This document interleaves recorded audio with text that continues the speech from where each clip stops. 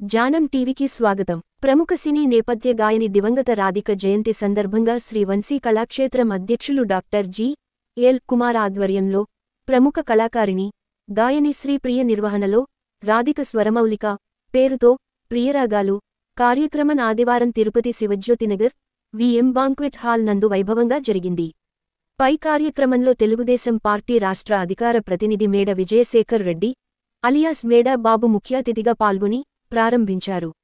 ఈ సందర్భంగా ఆయన మాట్లాడుతూ సినీ నేపథ్య గాయని దివంగత రాధిక పాడిన పాటలు ఇప్పటికీ తెలుగు ప్రజల గుండెల్లో ప్రతిధ్వనిస్తూ ఉన్నాయని అన్నారు.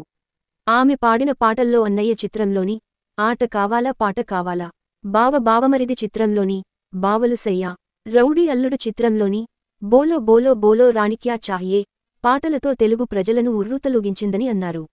47 సంవత్సరాలకే అతి చిన్న వయసులో రాధిక స్వర్గస్థులవడం బాధాకరం అని అన్నారు. రాధిక శాశ్వతంగా ఆమె పాడిన పాటల ద్వారా తెలుగు ప్రజల హృదయాల్లో స్థిరస్థాయిగా ఉంటారని అన్నారు. అనంతరం రాధిక చిత్రపటానికి పూలమాలలు వేసి నివాళులర్పించారు.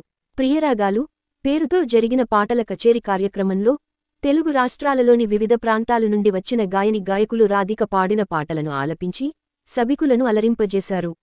అందులో శ్రీప్రియ, బండి ఈశ్వర్, నిజామాబాద్ దశరథ్, మందా నాగార్జున, దమయంతి, శారద, నాగమణి, నాగవేణి, ముద్దు కృష్ణ, సురేష్ తదితరులు పాడిన పాటలు సభికులను విశేషంగా అలరించాయి.